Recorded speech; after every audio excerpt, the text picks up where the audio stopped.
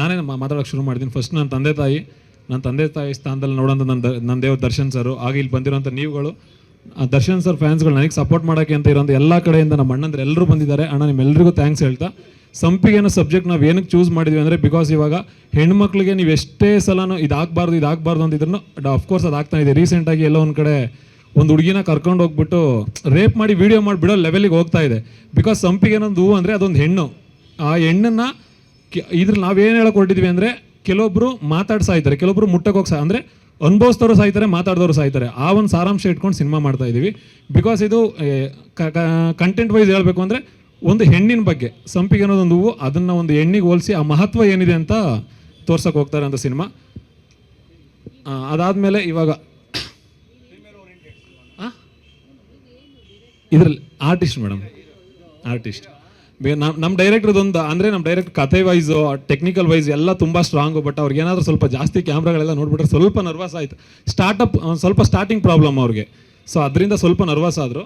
ಅದಾದಮೇಲೆ ಇವರು ಗಿರಿಯಣ್ಣ ಅಂದ್ಬಿಟ್ಟು ನಮ್ಮ ಅಣ್ಣ, ನನ್ನ ಟೀಚರು, ಎಲ್ಲನೂ ನನ್ನ ಸಿನಿಮಾ ಡೈರೆಕ್ಟ್ರು ಎಲ್ಲ. ಅದಕ್ಕಿಂತ ಹೆಚ್ಚಾಗಿ ಒಬ್ಬರು ಗುರು ನನಗೆ, ರುದ್ರಣ್ಣ ಅಂದ್ಬಿಟ್ಟು. ನಮ್ಗೆಲ್ಲರದು ಒಂದು ಟೀಮ್ ಜರ್ನಿ ಬಂದ್ಬಿಟ್ಟು ಒಂದು 8 ಇಯರ್ಸ್ ಜರ್ನಿಲಿ 2-3 ಸಿನಿಮಾ ಎಲ್ಲ ಪ್ಲಾನ್ ಮಾಡ್ಕೊಂಡ್ವಿ. ಬಿಕಾಸ್ ನಾವು ಬರೀ ಸಿನಿಮಾ ಮಾಡಬೇಕು ಅಂತ ಬಂದಿದ್ರೆ ಇಷ್ಟೊತ್ತಿಗೆ 4-5 ಸಿನಿಮಾ ಮಾಡಿರ್ತಿದ್ವಿ.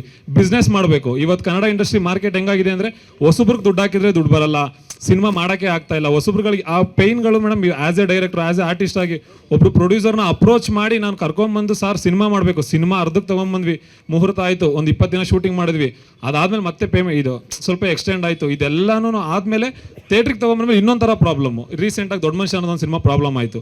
ಆ ಥರ ಸಾವಿರಾರು ಪ್ರಾಬ್ಲಮ್ಸ್ ಇರುತ್ತೆ. ಅದನ್ನೆಲ್ಲ ದಾಟಿ ನಾವು ಸಿನಿಮಾ ರಿಲೀಸ್ ಮಾಡಿದ್ಮೇಲೆ ಜನಗಳಿಗೆ ಅಲ್ಲಿ 2 ಥರ ಇರುತ್ತೆ. ಅಕಸ್ಮಾತ್ ಜನಗಳು ನಮ್ಮನ್ನು ತೊಗೊಳ್ಳಿಲ್ಲ ಅಂದರೆ, ಯಾಕಂದ್ರೆ ಜನಗಳಿಗೆ ಇಷ್ಟ ಆಗಿಲ್ಲ ಅಂದ್ರೆ ತೊಗೊಳ್ಳಲ್ಲ. ತೊಗೋಬೇಕು ಅಂತ ಹೇಳಕ್ಕೆ ನಾವು ಯಾರೂ ಅಲ್ಲ. ನಾವು ಅವ್ರಿಗೆ ಇಷ್ಟ ಆಗೋಂಥ ಸಿನಿಮಾ ಮಾಡಬೇಕು. ಯಾಕಂದರೆ ಅವ್ರು ಕಾಸು ಕೊಟ್ಟು ಸಿನಿಮಾ ನೋಡಬೇಕು ಅನ್ನೋದೊಂದು ರೀಸನ್ಗೆ ನಾವು ಸಿನಿಮಾ ಮಾಡೋದು. ಅದ್ರಲ್ಲಿ ನಾವು ಏನು ಮೆಸೇಜ್ ಕೊಡ್ತಾ ಇದ್ದೀವಿ, ಆ ಸಿನಿಮಾಯಿಂದ ಅವ್ರು ಏನು ತೊಗೊಂಡು ಹೋಗ್ತಾವ್ರು, ಏನೋ ಒಂದು ತೊಗೊಂಡು ಹೋಗೋಕ್ಕಾಗಿಲ್ಲ, ಮೆಸೇಜ್ ಹೇಳೋಕ್ಕಾಗಿಲ್ಲ ಅಂದರು, ಆ 2.5 ಗಂಟೆ ಬಂದು ಆ ವ್ಯಕ್ತಿ ನಮಗೆ ಟೈಮ್ ಕೊಡ್ತಿದ್ದಾರೆ, ಅಷ್ಟು ಏನೋ ಸ್ಟ್ರೆಸ್ಸಲ್ಲಿ ಅವ್ರದ್ದೆಲ್ಲನೂ ಬಿಟ್ಟು ನಮ್ಗೆ ಬಂದು ಟೈಮ್ ಕೊಡ್ತಾವ್ರೆ ಅಂತಂದರೆ, ಆ ಟೈಮ್ನ ಅವ್ರು ಕೊಡೋವಂಥ ದುಡ್ಡನ್ನು ನಾವು ಫುಲ್ಫಿಲ್ ಮಾಡ್ತಾ ಇದ್ದೀವಿ ಅನ್ನೋ ಒಂದು ಇಂಟೆನ್ಷನ್ಸ್ ಇಟ್ಕೊಂಡು ನಾವೆಲ್ಲದಕ್ಕಿಂತ ಹೆಚ್ಚಾಗಿ ಸಿನಿಮಾ ಜೊತೆಗೆ ಬಿಸ್ನೆಸ್ ಮಾಡೋಕ್ಕೆ ಬಂದಿದ್ದೀವಿ. ಸೊ ಡೆಫಿನೆಟ್ಲಿ ಇವಾಗೇನು ಸಿನಿಮಾ ಹೊಸಬ್ರಿಗೆ ದುಡ್ಡು ಬರಲ್ಲ ಅದು ಇದು ಅಂತ ಏನಿದೆಯಲ್ಲ ಸರ್, ನಮ್ಮ ಸಿನಿಮಾ ಅಂತ ಬಂದಮೇಲೆ, ನಮ್ಮ ಸಿನಿಮಾ ನಮ್ಮದು ಅಂತ ಬೇರೆಯವ್ರ ಬಗ್ಗೆ ಗೊತ್ತಿಲ್ಲ, ನಮ್ಮ ಸಿನಿಮಾದಲ್ಲಿ ಯಾವುದೇ ಕಾರಣಕ್ಕೂ ಹೊಸಬ್ರಿಗೆ ಹಾಕಿದ್ರೆ ದುಡ್ಡು ಬರಲ್ಲ ಅನ್ನೋ ಒಂದು ಸಬ್ಜೆಕ್ಟ್ನ ಮರ್ಸೋ ಥರನೇ ಕೆಲಸ ಮಾಡಬೇಕು ಅಂತ ಹಾರ್ಡ್ ವರ್ಕ್ ಮಾಡ್ತಾ ಇದ್ವಿ. ಓವರ್ ಆಲ್ ಟೀಮ್ ಅದಕ್ಕೋಸ್ಕರನೇ ಕೆಲಸ ಮಾಡ್ತಾ ಇದ್ವಿ. ನನ್ನ ಜರ್ನಿ ಇಂಡಸ್ಟ್ರಿಲಿ ಇವಾಗ ಆಲ್ಮೋಸ್ಟ್ 8 ಇಯರ್ಸ್ ಜರ್ನಿ ಆಗ್ತಾ ಇದೆ. ನನ್ನ ಜರ್ನಿ ಸ್ಟಾರ್ಟ್ ಆಗಿದ್ದು ಕಿರಿಕ್ ಪಾರ್ಟಿಲಿ ಜೂನಿಯರ್ ಆರ್ಟಿಸ್ಟ್ ಆಗಿ, ಅಲ್ಲಿಂದ ಇಲ್ಲಿವರೆಗೂ ಒಂದು 4-5 ಸಿನಿಮಾ ಅಸಿಸ್ಟೆಂಟ್, ಅಸೋಸಿಯೇಟ್. ಅದಾದಮೇಲೆ ಗಿರಿಯಣ್ಣ ಅವ್ರ ಜೊತೆನೇ ಜರ್ನಿ ಮಾಡ್ಕೊಂಡು ಬಂದು ನನಗೆ ಇದ್ದಿದ್ದು ಫಸ್ಟಿಂದನೂ ಆರ್ಟಿಸ್ಟ್ ಆಗಬೇಕು ಅಂತಲೇ. ಇವಾಗ ಆರ್ಟಿಸ್ಟ್ ಆಗೋಕ್ಕೆ ನನಗೆ ನನ್ನ ಗುರುಗಳ ಸ್ಥಾನದಲ್ಲಿ ಒಂದು 2-3 ಜನ ಡೈರೆಕ್ಟರ್ಗಳಿದ್ದಾರೆ. ಫಸ್ಟ್ ಗಿರಿಯಣ್ಣ, ಪ್ರಸಾದ್ ಸರ್, ಆಮೇಲೆ ಸೇತುಬ್ರು ಅಂತ ಇದ್ದಾರೆ. ಈ ಥರ ಅವ್ರಗಳ ಜೊತೆ ಆ ಬಾಂಡಿಂಗ್ನ ಬೆಳೆಸ್ಕೊಂಡು ಏನೋ ಅಲ್ದಿರೋನ್ನ ಕರ್ಕೊಂಬಂದು, ಆಯಿತು ನೀನು ಈ ಸಿನಿಮಾದಲ್ಲಿ ನೀನು ಲೀಡಾಗಿ ಮಾಡೋ ಅನ್ನೋ ಶಕ್ತಿ ತುಂಬಿದ್ದಾರೆ. ಅದೇನೋ ಮಾಡೋಕೆ ಹೋದಾಗ, ಇಲ್ಲ ನಿನ್ಗೆ ಯಾರು, ನೀನು ಅಪ್ಪ ಅಲ್ಲ ಮಗ ಅಲ್ಲ ಏನೂ ಅಲ್ದೇ ರುದ್ರನ ನಂಬಿಕೆ ಇಟ್ಬಿಟ್ಟು ನಮಗೆ ಮಾಡಿ ನೀವು ನಾನು ಸಪೋರ್ಟ್ ಮಾಡ್ತೀನಿ ಅಂತ ಬಂದಿದ್ದಾರೆ. ಅನ್ನ ಹಾಕೋ ಅಂತ ಕೆಲಸ ಮಾಡ್ತಿದ್ದಾರೆ. ಜೀವನದಲ್ಲಿ ಬದುಕಿರೋರ್ಗೋಣ ನಿಮ್ಮ ಋಣ ಯಾವತ್ತೂ ಮರೆಯಲ್ಲ. ರುದ್ರನ ಅಂತಲ್ಲ, ನಮ್ಮನ್ನು ನಂಬ್ಕೊಂಡು ಯಾವುದೇ ಒಬ್ಬ ವ್ಯಕ್ತಿ ನಮಗೆ ಅನ್ನ ಹಾಕೋ ಅಂತ ಕೆಲಸ ಮಾಡೋಕ್ಕೆ ಬಂದ್ರು, ಅದಕ್ಕೆ ಸಪೋರ್ಟ್ ಮಾಡೋ ಅಂಥವ್ರಾದ್ರೂ ಯಾರನ್ನು ಈ ಜೀವ ಇರೋವರೆಗೂ ಮರೆಯಲ್ಲ. ಸರ್, ಈ ಸಿನಿಮಾಗೆ ಆ್ಯಕ್ಚುಲಿ ಇದ್ರ ಬಿಫೋರ್ ಒಂದು ಸಿನಿಮಾ ಶೂಟ್ಗೋಸ್ಕರ ಸರ್ ಆಲ್ಮೋಸ್ಟ್ ಒಂದು 6-7 ಮಂತ್ಸ್ಗೆ ಒಂದು 18 kg ವೆಯ್ಟ್ ಗೇನ್ ಮಾಡಿದ್ದೆ. ಈ ಸಡನ್ನಾಗಿ ಇವಾಗ 1 ಮಂತಲ್ಲಿ ಶೂಟ್ ಸ್ಟಾರ್ಟ್ ಮಾಡಬೇಕು ಅಂತ 1.5 ಮಂತಲ್ಲಿ ಆಲ್ಮೋಸ್ಟ್ 12 kg ವೆಯ್ಟ್ ಲಾಸ್ ಮಾಡಿದ್ದೀನಿ ಸರ್. ಅದಾದಮೇಲೆ ಪ್ರಿಪ್ರೇಷನ್ ರಿಹರ್ಸಲ್ಸ್ ನಡೀತಾ ಇದೆ. ಇದರಲ್ಲಿ ಫುಲ್ ಸಾಂಗ್ಸು, ತುಂಬ ಡ್ಯಾನ್ಸ್ಗಳು, ಈ ಥರದ್ದೇನಿಲ್ಲ. ಸಾಂಗ್ಸ್ ಇರುತ್ತೆ ಬಟ್ ತುಂಬ ಡ್ಯಾನ್ಸ್ಗಳೇನಕ್ಕೆ ಅಷ್ಟು ಯೂಸ್ ಆಗಿ ಡ್ಯಾನ್ಸ್ ಬೇಕು ಅನ್ನೋ ಥರದ್ದೇನಿಲ್ಲ.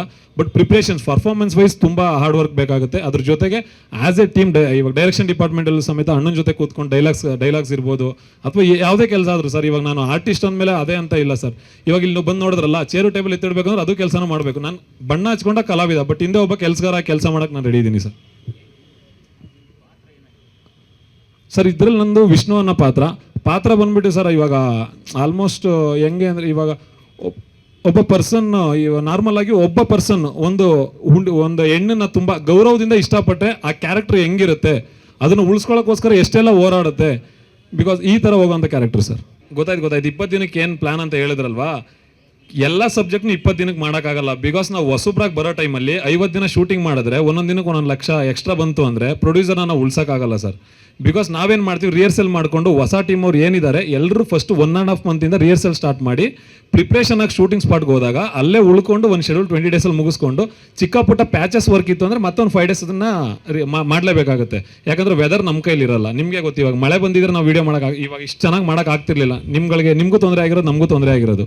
ನೀವು ಅಷ್ಟು ದೂರದಿಂದ ಬಂದು ನಮ್ಗೆ ಇಷ್ಟು ಸಪೋರ್ಟ್ ಮಾಡೋಕ್ಕೆ ನಿಮ್ಗೆ ಆಗ್ತಿರ್ಲಿಲ್ಲ, ಯಾಕಂದ್ರೆ ಮಳೆ ಬಂದಿರೋದು. ಈ ಥರ ವೆದರಲ್ಲಿ ಅಥವಾ ಏನೋ ಚಿಕ್ಕ ಪುಟ್ಟ ಇಶ್ಯೂಸ್ ಆಯಿತು ಅಂದರೆ ಒಂದು 5 ಡೇಸ್ ಎಕ್ಸ್ಚೇಂಜ್ ಆಗುತ್ತೆ.